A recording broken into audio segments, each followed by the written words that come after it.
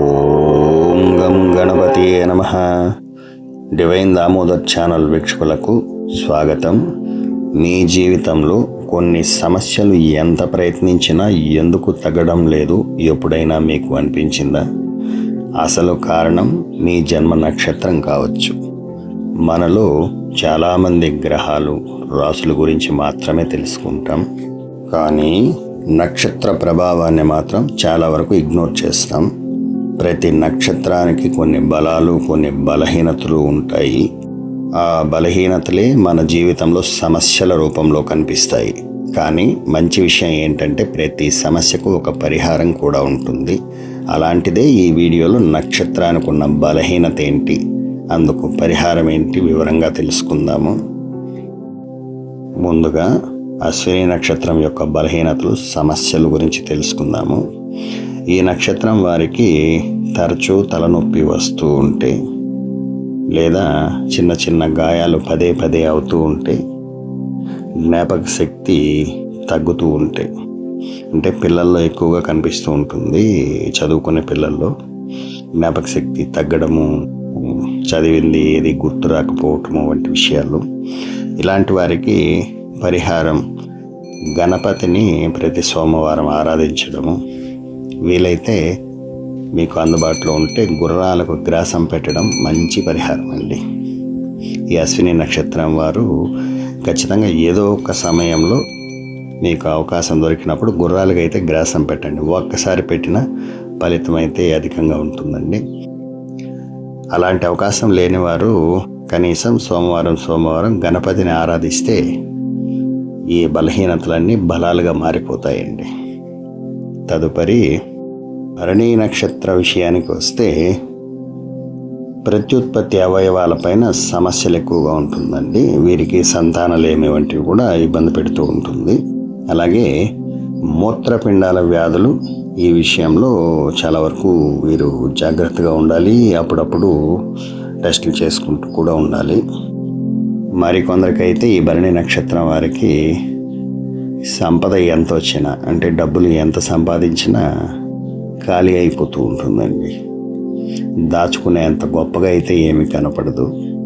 అలాంటి వారందరికీ కూడా ఇలాంటివి ఏదైనా మీకు పీడిస్తూ ఉంటే దుర్గాదేవి పూజ, లేదా పేద ముత్తైదువులకు అప్పుడప్పుడు పసుపు కుంకుమ ఇవ్వటం చాలా వరకు మేలు జరుగుతుందండి. ఈ భరణి నక్షత్రం వారికి ఖచ్చితంగా అయితే ఏదో ఒక సమయంలో, పండగ సమయంలో ఖచ్చితంగా పేద ముత్తైదులకైతే పసుపు కుంకుమ ఇవ్వడం అలవాటు చేసుకోండి. తదుపరి కృతికా నక్షత్రం.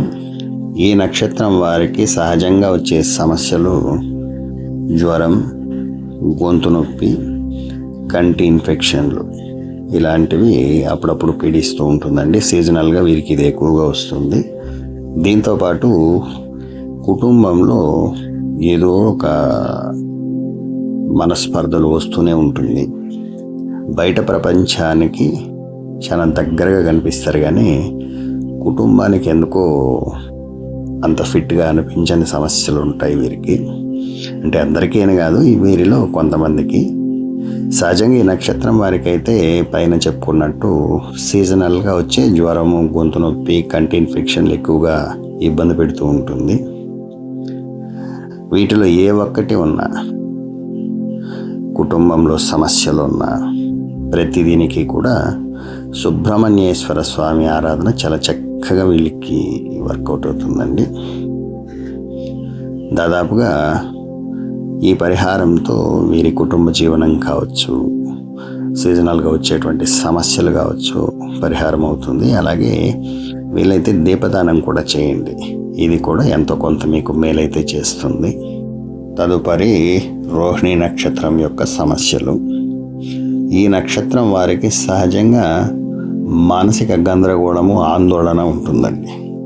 ప్రతి చిన్న విషయానికి ఏదో గందరగోళం పడిపోతూ ఉంటారు. ప్రతిదీ మనసులో దాచుకుని ఆందోళన పడుతూనే ఉంటారు. ఇలాంటి మానసిక సమస్యలు ఉన్న, సహజంగా సీజనల్గా వచ్చే దగ్గు, జలుబు ఎక్కువగా ఉంటుంది. అందరికి వచ్చేదానికన్నా కూడా వీరికి కాస్త ఎక్కువగా ఉంటుంది. అంటే పడితే 16 రోజులు పోదన్నట్టుగా. జలుబు వచ్చినా దగ్గు వచ్చినా ఓ పట్టాన వదలదు. అలాంటి వారందరికీ కూడా చక్కటి పరిహారం శ్రీకృష్ణుని పూజించడం. కృష్ణుడిని పౌర్ణమికి పూజిస్తే వీరికి ఎంతో అదృష్టం కూడా కలిసి వస్తుందండి. అలాగే పాలు బియ్యం వీలైతే పేదలకు దానం చేయండి. ఈ పాలు బియ్యం దానం చేయడం వల్ల మీకు పట్టినటువంటి ఈ పీడలన్నీ కూడా కాస్త శాంతిస్తాయి. ఏది ఏమైనా శ్రీకృష్ణుడిని మాత్రం పూజించడం మరొకండి. ఎందుకంటే ఈ నక్షత్రం వారికి కృష్ణుడితో ఉన్న అనుబంధం సాధారణమైంది కాదండి. కృష్ణుడిని పూజిస్తే జీవితం చిటికలో మారిపోతుందండి. తదుపరి మృగశిర నక్షత్రం. వీరికి సహజంగా వచ్చేటువంటి సమస్యలు దైవం అన్నీ ఇస్తుందండి. వీరికి ఐశ్వర్యాన్ని ఇస్తుంది, ఆనందాన్ని ఇస్తుంది, అన్నీ ఇస్తుంది. కానీ చేతిలో పాడు చేసుకుంటారు వీళ్ళు. కష్టపడి సంపాదించుకుంటారు, త్వరలో పాలు చేసేస్తూ ఉంటారు చాలా వరకు వీరు. అంటే అది అలా జరిగిపోతూ ఉంటుంది. అంటే ఈ మృగశిర నక్షత్రంలో ఉన్నటువంటి వారికి సహజంగా వారి సంపదను వారు అనుభవించడం చాలా తక్కువ. అలాగే చర్మ వ్యాధులు పీడిస్తూ ఉంటుంది. ప్రతి సీజన్కు అలర్జీలు ఏదో ఒక రూపేణ వస్తూ ఉంటుంది. చర్మం పైన దద్దులు రావటం, అలాగే ముక్కు తిప్పటం, ఈ అలర్జీలతో కాస్త ఇబ్బంది పడుతూ ఉంటారు. అలాంటి వారికి చక్కటి పరిహారం ఉందండి. పార్వతీదేవిని ఆరాధించడం లేదా గౌరీదేవిని ఆరాధించడం. ఈమె ఆరాధనతో వీరికి ఆరోగ్యం కుదుటపడుతుంది. అలాగే బయట వారు అనుభవించడం అనేది తగ్గుతుంది. మీ సంపదను మీరే అనుభవించుకునే అవకాశం వస్తుంది. అలాగే సుగంధ ద్రవ్యాలను ఎక్కువగా వాడండి. మీరు తీసుకునే ఆహారంలో కూడా యాలకులు వాడండి. అలాగే బట్టల పైన స్ప్రేలు చేసుకోవడం కూడా లైట్గా చాలా మైల్డ్గా ఉన్నటువంటి స్ప్రేలు వాడండి. ఎందుకంటే అలర్జీ ఆల్రెడీ ఉంది కాబట్టి ఆ ఘాటైన వాసనలతో కూడా మళ్ళీ ఇబ్బంది పడతారు. కాబట్టి చాలా లైట్గా ఉన్నటువంటి స్వీట్ అయినటువంటిది వాడండి. దీంతో పరిహారం చాలా చక్కగా దొరుకుతుందండి ఈ సుగంధ ద్రవ్యాలతో కూడా. కాబట్టి మృగశిర నక్షత్రం వారు వీటిని అనుసరిస్తారని అనుకుంటున్నాను. తదుపరి నక్షత్రం ఆరుద్ర. ఈ ఆరుద్ర నక్షత్రం వారికి సహజంగా వచ్చేటువంటి సమస్యలు అతి ఆశగా పోయి చేతులు కాల్చుకుంటూ ఉంటారండి. ఏదో చేయాలనుకుంటారు, ఇబ్బంది పడుతూ ఉంటారు. సరి అయిన అవగాహన దానిపైన వీరికి ఉండదు, అయినా చేసేస్తూ ఉంటారు, ఆత్రపడుతూ ఉంటారు.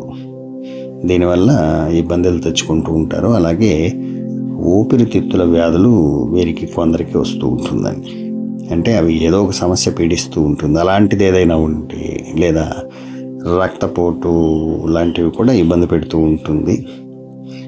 వీటిల్లో ఏ ఒక్కటి ఉన్నా ఖచ్చితంగా పరిహారం అయితే అవసరం అండి వీరికి. ఆ పరిహారం శివారాధన చేస్తూ రుద్రాభిషేకం చేయడం ప్రధాన పరిహారం. అలాగే పక్షులకు మీ ఇంటికి వాయువ్యం దిశలో ఆహారము నీరు పెట్టండి.